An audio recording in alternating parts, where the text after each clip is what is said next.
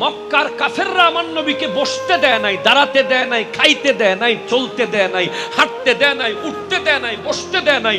নিজের মায়ের বাড়ি থেকে বের করে দিয়েছে, নিজের বাবার ঘর থেকে বের করে দিয়েছে।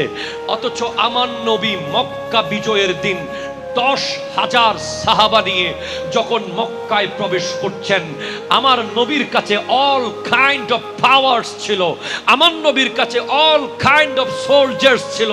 নবীজির ডানে বামে খালিদ বিন ওয়ালিদের মতো বীর ছিলেন, যিনি একা 10,000কে কোপাই ফেলতে পারে। নবীজির পাশে ওমর ফারুকে আজম ছিলেন, নবীজির সাথে মাওলা আলী ছিলেন, নবীজির সাথে 10,000 সাহাবা। কার কাফেররা থর থর থর থর থর থর করে কাঁপছে। আজ মুহাম্মদ চাইলে আমাদের সবার ঘর জ্বালিয়ে দিতে পারে, আজ চাইলে আমাদের সবার গর্দান ফেলে দিতে পারে। আমার নবী গিয়ে বলে, এই মক্কার মানুষ, তোমরা কি মনে করছো আমি তোমাদের সাথে কি করব? বলে, মুহাম্মদ, আমি তো তোমার ফুফা, আমি তোমার খালু, আমি তোমার চাচা, আমরা তোমার অমুক। সবাই এখন আত্মীয়তা দেখাচ্ছে। আমার নবী বলছেন, আমি তোমাদেরকে সাধারণ ক্ষমা ঘোষণা করে দিলাম। কেন?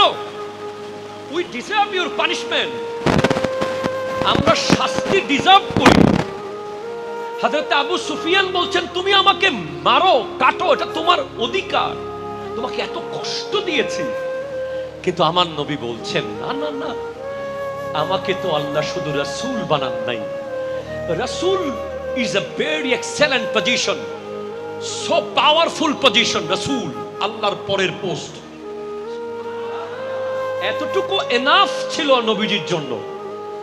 কিন্তু আমার আল্লাহ আমার নবীকে আরো এক ধাপ এগিয়ে বানিয়েছেন রাহমাতাল লিল আলামিন।